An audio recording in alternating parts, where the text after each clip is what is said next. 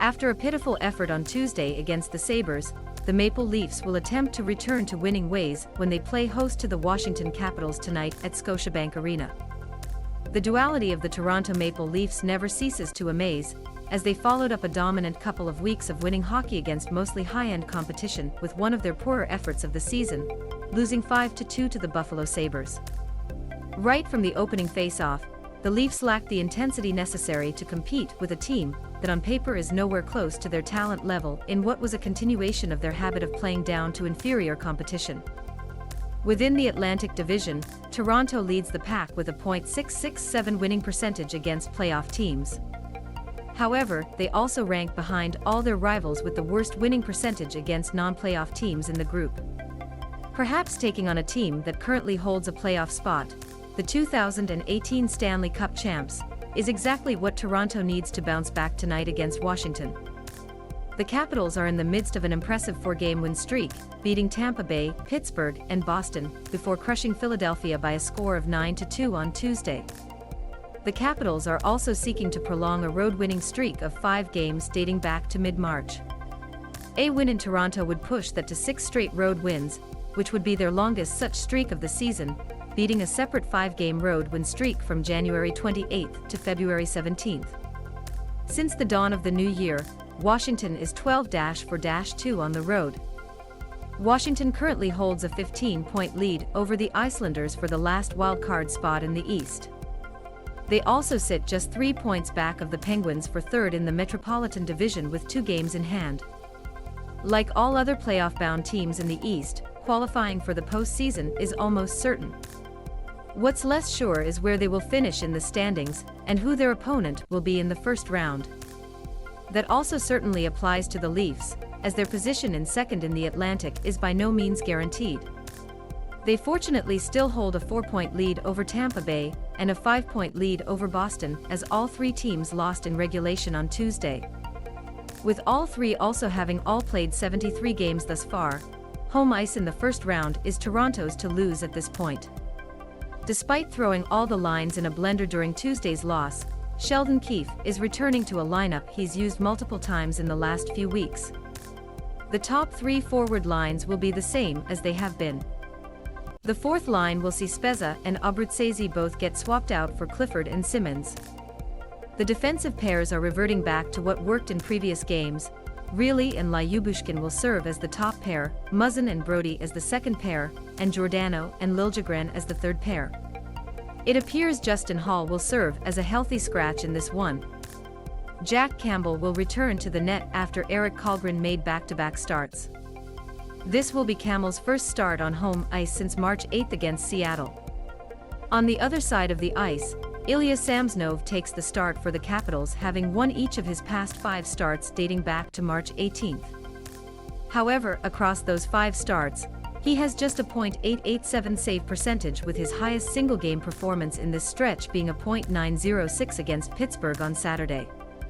This is the second of 2 meetings between these teams this season. In the first matchup, the Leafs stormed out to a 3-1 lead after the first period before back-to-back Tom Wilson goals evened the score. With just over 3 minutes left in the game, Rasmus Sandin scored the game-winning goal off a great pass from Justin Hall before a Pierre Engvall empty netter sealed the game for Toronto. Game day quotes. Sheldon Keefe on similarities between Matthews and Ovechkin. They both shoot it in the net a lot. I mean, there's that. They're obviously both very passionate about scoring goals and love to score, clearly. They play different positions and they play differently for sure. Obviously, Ovechkin's as dangerous a shooter maybe as the game's ever seen off the pass, and the one-timer and those kinds of things. Austin doesn't score as frequently on that type of shot, but he scores in different ways. There are differences in their game for sure, but the results seem to be quite similar. Obviously, Ovechkin's done it for a substantial amount of time, and doesn't show any signs of slowing down. Keefe on Paul McLean's influence around the team. He's been in and out of town a few times where he's been around the team. His role has changed this year from what it was last year, but he's still following the team, and we communicate frequently throughout. He's watching every game. I've enjoyed having his presence when it's here, but even when it's from a distance, I think there's great value in that, someone with his experience. He's taking what he learned and what he was a part of with our group last season, but is at a distance enough to provide perspective on what he's seeing, where the team is trending, how we're playing, or questions that he can ask. He's trying to provide more context for himself, but he also makes me think at the same time, so I just think that there's great value in all that he brings in his role. Keefe on the defensive pairings. The way we look at it, we have 4 left-handed shots that I think are real staples for us on the back end, and that leaves 2 available spots. We like what each bring. Hall, in particular, certainly of all the right shots, but also amongst any of our defense, has probably played as difficult of minutes as any. Other than Reilly and Brody for most of the season, Holsey is right there. He's played on the penalty, which has vastly improved this season. He played defense on the PK more than any guy we have. He brings great value to us there. And yet you look at what Lyubushkin has brought, his physicality, the way he plays, and how great he is defensively. And with Liljegren, there are the steps he's taking to rounding out his game. We've got some difficult decisions that are good problems for me to have as a coach. From a player's standpoint, we're trying to sort through things here, and these games are really important for everybody to be at their best. Keefe on how Blackwell has fit in with the team. I've liked him. Obviously, we've moved a lot of things around. I don't even know, I'd have to go back to look, if he's played with the same line mates 2 games in a row yet. That's obviously on me in terms of how I move things around there, but I think that's part of where we're at in terms of giving different opportunities, and getting Clifford back involved in the mix here, and having Abruzzese around.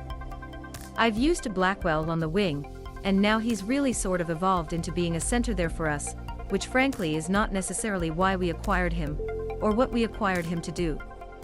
As it turns out, we've given him an opportunity there. He has played center a lot through his life, he's comfortable there, he's good on face-offs, and all of that. But his versatility is what we talked about when we got him, and he's shown that for us here. He's helped us on the power play, on the penalty, and he's scored a couple goals. I've been happy with him. Obviously, we're trying to solidify some things around him. Keefe on inserting Simmons and Clifford into the lineup together. I like having those guys in. I think when they've been in, they've done a good job for us. When I look at the Tampa game and the different times they've played, whether it's together or separately, I've liked it. I think Clifford has done really well for us with the speed and physicality that he brings. Simmer, since he's started to come in and out of the lineup, is really starting to solidify what it is we want to see from him, and he's doing it consistently. The identity on that line, especially on the wings, is just energy, physicality, presence, and taking advantage of the minutes that they get. That's what I'm looking for from that line no matter who is in at this point. Obviously, with Spezza and Abruzzese, it's a different mix and a different vibe than what it would be tonight. But these guys have played well lately, and I expect today with Blackwell, those guys will have lots of energy, be on their toes, get skating, and get in on the forecheck. Austin Matthews on facing off against Alex Ovechkin. It's pretty fun. I's really impressive what he's been able to do. Guys like him, Patrick Kane just continue to get it done. As the league gets younger and more younger guys come in, these guys are still producing at a pretty incredible rate. Obviously, what he's been able to do this year is pretty spectacular. He's been doing it his whole career. It's fun to watch. It's fun to go up against a guy like him and compete. Matthews on Ovechkin's longevity as an elite goal scorer. It seems like it's just automatic for him, to be honest. Every season, he's up there. He scores goals. He knows how to score. His shot is obviously probably the best in the game. He's able to sit in that spot a lot of the time. You know it's coming, and you still can't stop it. I just think what he's been able to do year after year is obviously impressive, and a testament to him and his ability. Matthews on what he took from watching Ovechkin growing up.